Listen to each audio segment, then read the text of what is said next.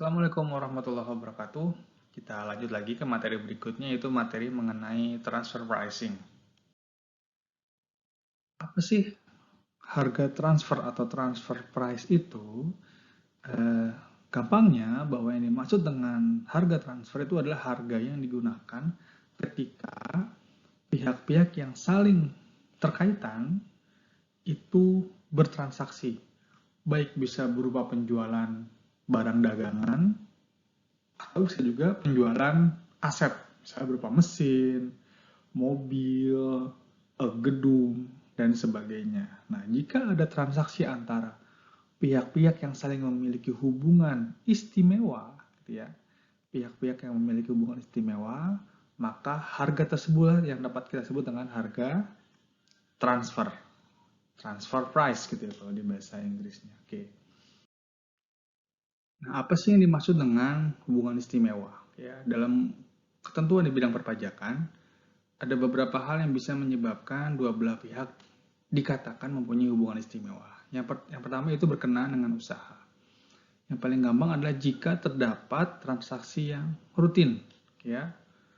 Transaksi yang artinya sifatnya berkesinambungan antara dua belah pihak, misalnya supplier dengan konsumen, maka itu sudah bisa dibilang bahwa dia ada hubungan istimewa, rekan kerja. Jadinya ada hubungan istimewa berkenaan dengan usaha. Berikutnya yaitu hubungan istimewa berkenaan dengan pekerjaan. Ya.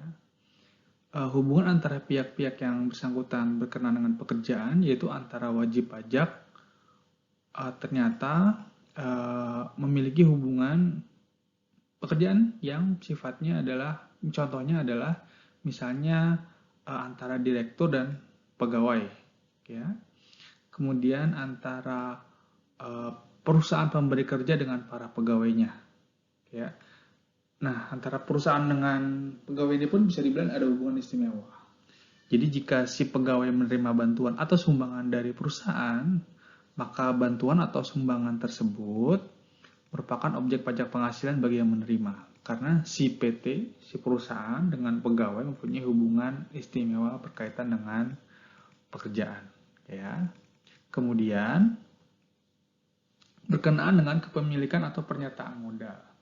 Yaitu misalnya sebuah perusahaan membeli kepemilikan saham dari perusahaan lain, ya, sebesar lebih dari 25%, maka itu sudah dianggap hubungan istimewa. Atau misalnya ada orang pribadi sebagai pemegang saham yang hanya 1%, itu pun sudah dianggap sebagai hubungan istimewa. Selama ada penyertaan modal atau kepemilikan saham di perusahaan tersebut. Ya. Yang terakhir yaitu karena adanya hubungan keluarga.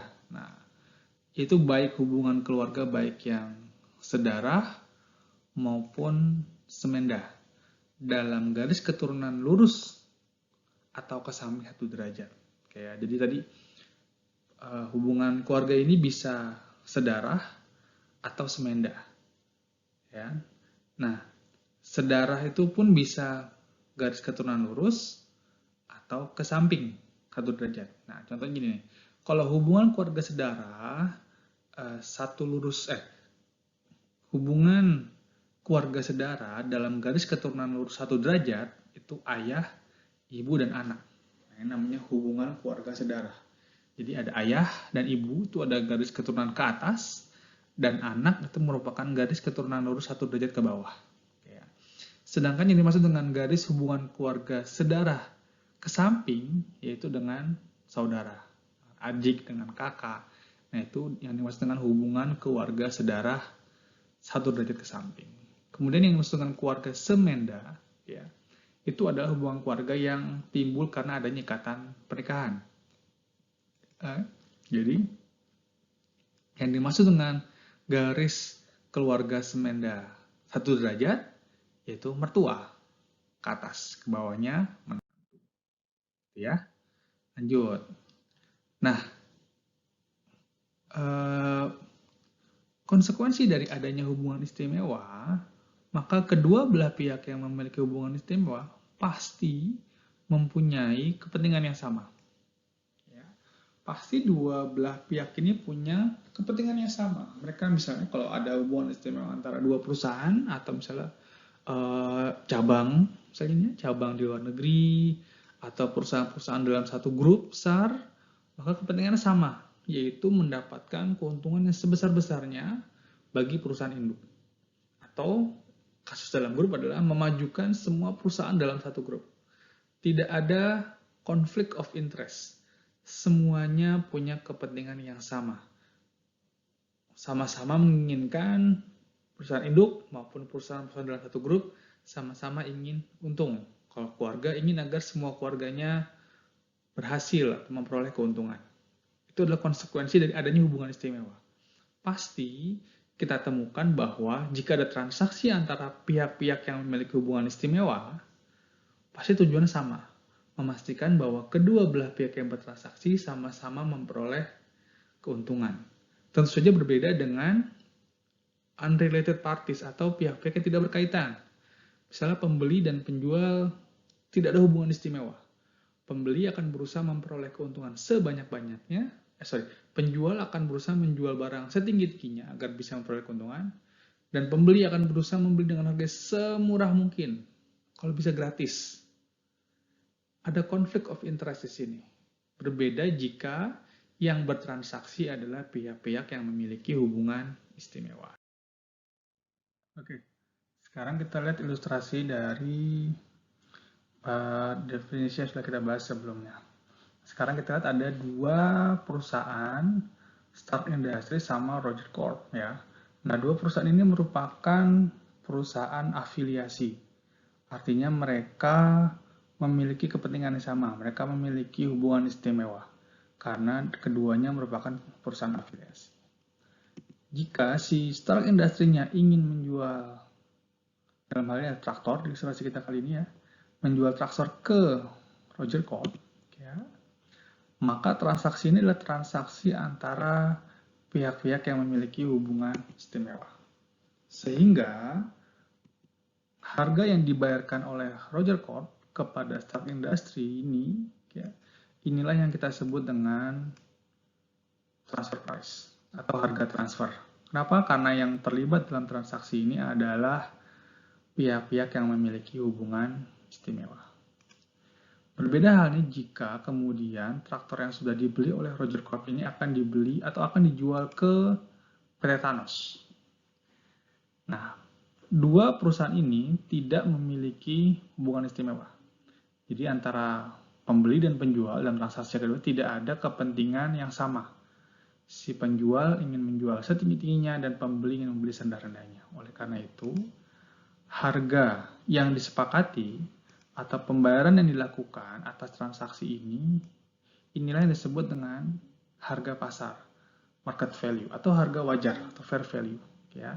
Jadi bedakan teman-teman bahwa ada yang namanya harga transfer dan di transaksi kedua ini namanya adalah harga pasar, market value. Ya. Harga transfer terjadi apabila yang bertransaksi merupakan pihak-pihak yang memiliki hubungan istimewa, sedangkan jika yang bertransaksi tidak memiliki hubungan istimewa, nilai yang sudah disepakati atau harga yang sudah disepakati kita sebut dengan harga pasar. Sama halnya jika terjadi penjualan langsung dari Stark Industries ke PT Thanos, maka itu juga disebut dengan harga pasar. Nah, ini adalah kesimpulannya bahwa harga transfer yaitu harga yang digunakan dalam transaksi antara pihak-pihak yang memiliki hubungan istimewa. Itu disebut dengan harga transfer. Sedangkan harga pasar yaitu di mana transaksi yang di antara pihak-pihak yang bertransaksi tidak saling berhubungan. Oke. Nah, sebuah hal yang menjadi perlu perhatian adalah bahwa dalam kasus multinational company di mana sebuah perusahaan terletak di berbagai negara, tentu saja semua transaksi yang terjadi dalam grup tersebut merupakan harga transfer. Ya. Nah, kasus transfer price dalam multinational company ini merupakan topik yang paling krusial dalam pembahasan transfer pricing karena memang sangat banyak. Dan sudah lazim bahwa dalam praktiknya semua transaksi dalam multinational company akan menggunakan harga transfer, ya. Dan penggunaan harga transfer tersebut memang ditujukan untuk mengurangi beban pajak dari multinational company tersebut. Contohnya adalah, ini masih kasus yang sama. Teman-teman bayangkan kasus sama, namun diberikan informasi tambahan bahwa tarif pajak di negara A adalah sebesar 20%, sedangkan tarif pajak di negara B 10%. Jadi ada perbedaan tarif antara dua negara ini. Bagaimana transfer price berlaku, mengambil peran dalam transaksi ini? Ya, misalkan HPP dari traktor yang tadi mau kita transaksikan adalah senilai 300 juta rupiah. Ya. Lalu, jika Stark Industries langsung menjual ke PT Thanos, maka dia akan menjual seharga 500 juta rupiah. Harga ini merupakan harga pasar, market value. Ya. Karena bertransaksi antara Stark dengan Thanos ini tidak memiliki hubungan istimewa. Maka ini yang disebut dengan harga pasar. Ya.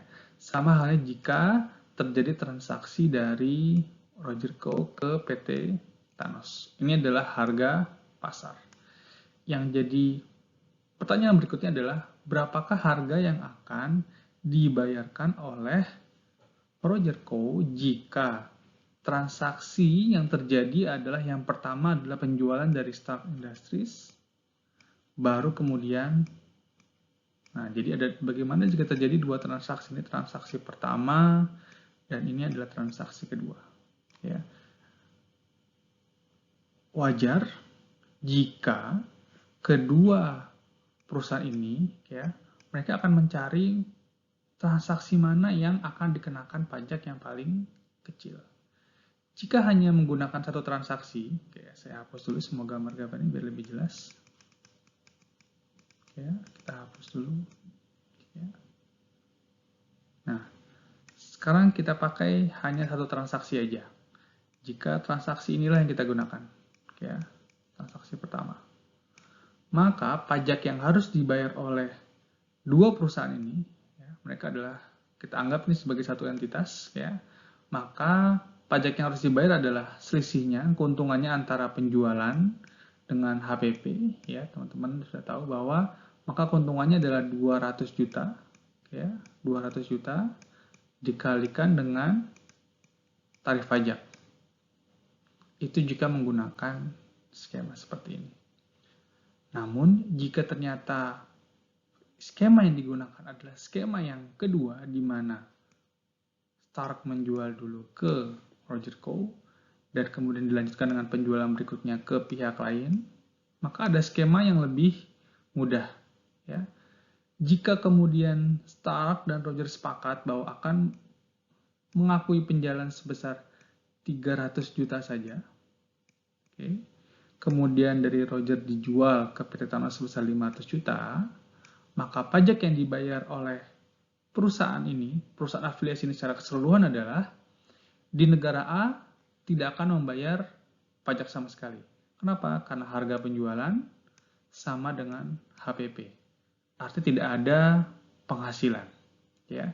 Sedangkan di negara B, maka yang dikenakan pajak adalah keuntungannya, selisih dari harga jual dikurangi dengan HPP. Maka di sini ada keuntungan sebesar 200 juta. Oke.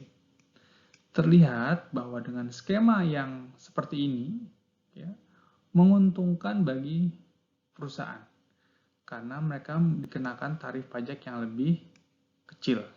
Ya.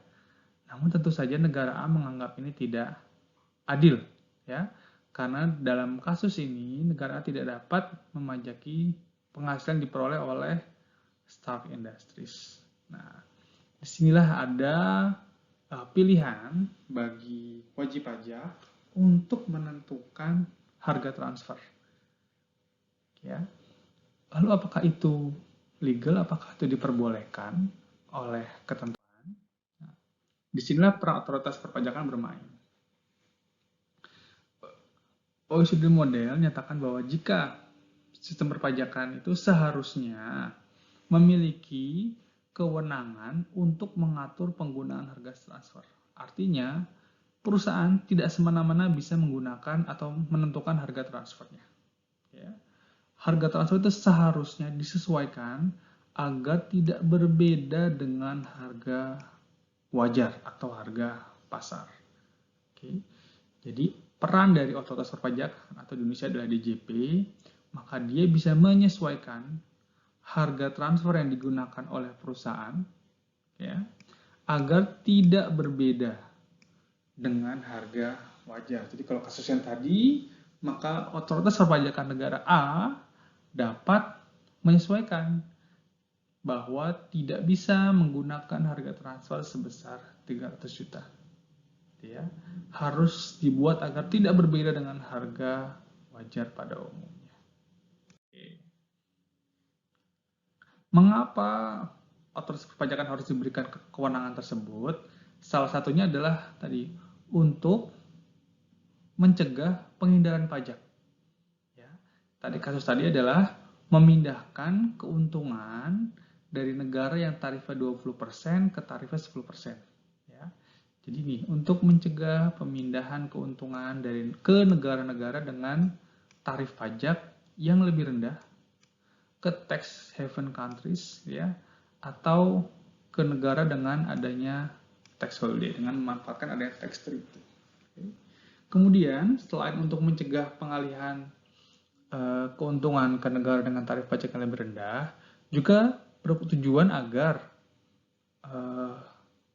tidak ada penumpukan biaya pada perusahaan yang berdomisili di negara yang tarifnya lebih tinggi. Ya. Bisa saja tadi misalnya penjualan dari Stark ke Roger dibuat harganya lebih tinggi daripada harga wajar. Tujuannya agar apa? Agar di negara tersebut perusahaannya rugi.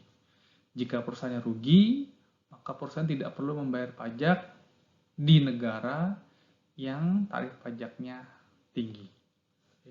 Ini adalah pilihan bagi si perusahaan.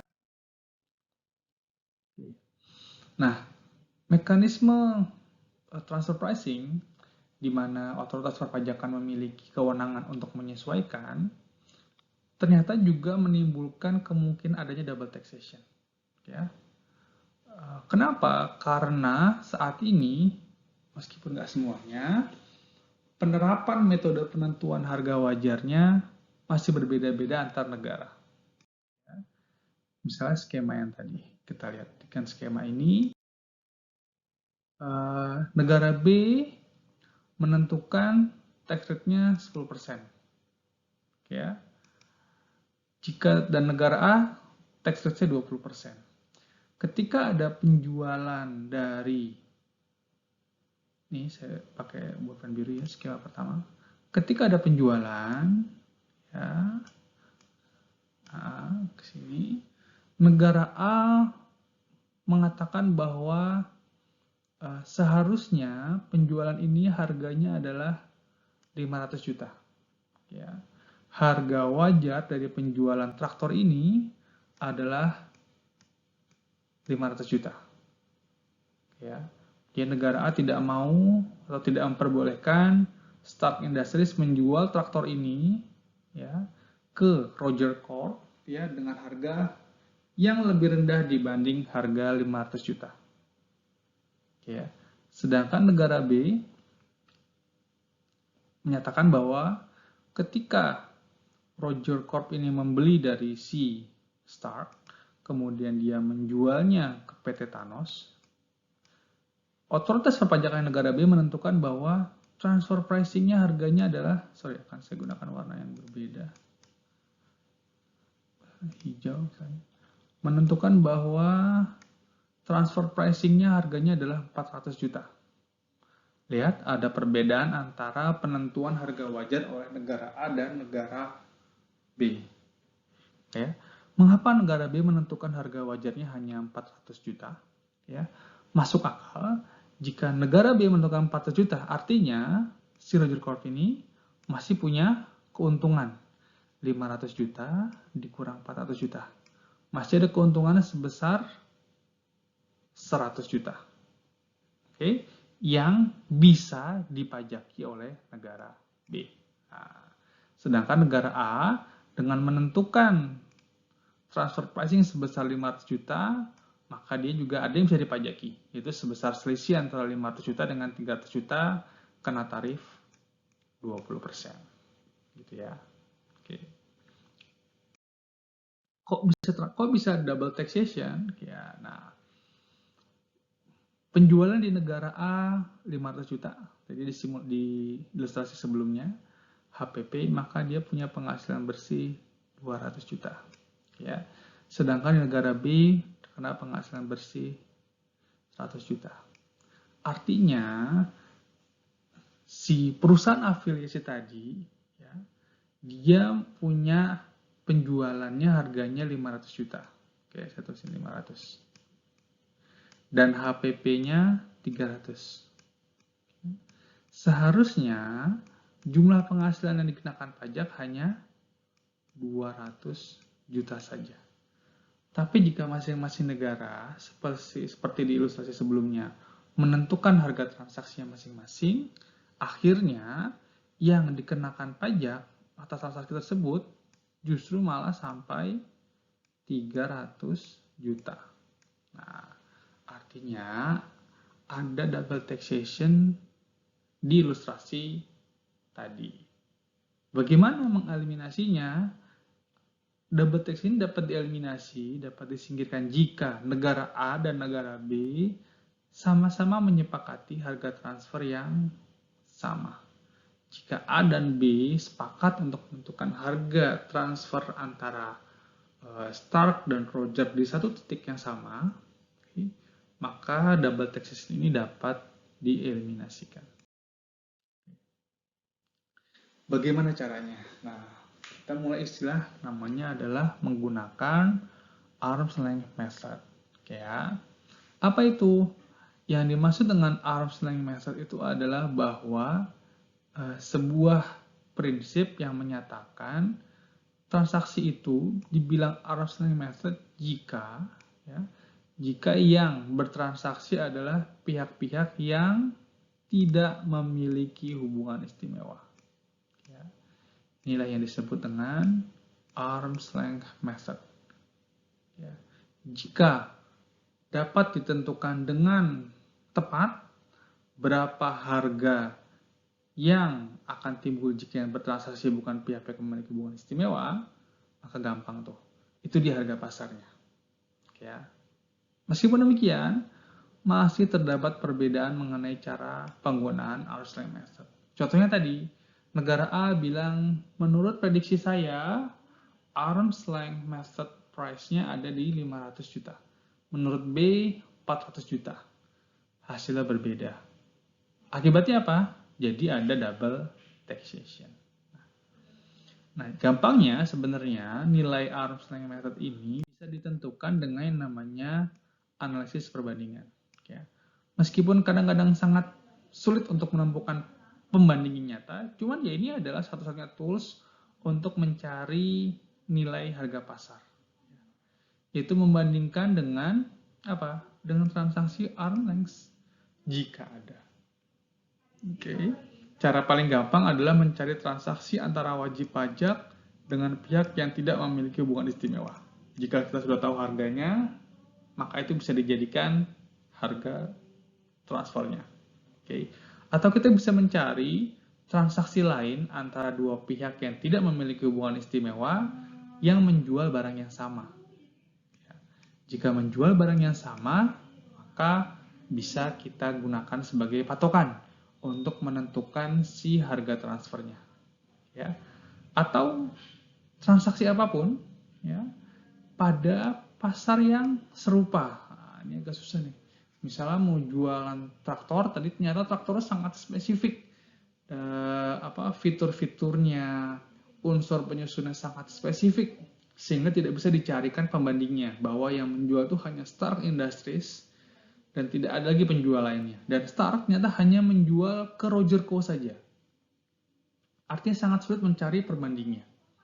Maka dapat digunakan ya pembandingnya yaitu cari penjualan traktor oleh perusahaan lain. Traktor yang seperti apa? Karena tidak mungkin yang sama persis, maka dicari traktor yang speknya mirip-mirip dengan traktor yang akan kita tentukan harga pasarnya. Nah, kira-kira seperti itu teman-teman. Jadi intinya dari materi kali ini adalah bahwa transaksi antara pihak-pihak yang memiliki hubungan istimewa itu mungkin sekali harganya berbeda dengan harga pasar. Tujuannya apa? Tujuannya yaitu untuk memaksimalkan keuntungan dari pihak-pihak yang memiliki hubungan istimewa tersebut. Jika mereka bertransaksi dari negara yang tarif pajaknya lebih tinggi, ya, mereka akan memastikan bahwa keuntungannya dipindahkan semuanya ke negara yang tarifnya lebih rendah. Supaya apa? Supaya bayar pajaknya lebih rendah. Nah, bagaimana untuk mencegah transfer pricing tersebut? Maka intinya otoritas perpajakannya harus diberikan kewenangan untuk mengatur bagaimana harga transfer tersebut dapat digunakan oleh si perusahaan.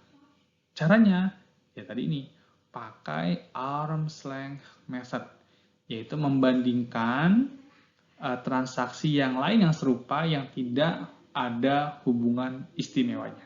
Oke, kira-kira seperti itu.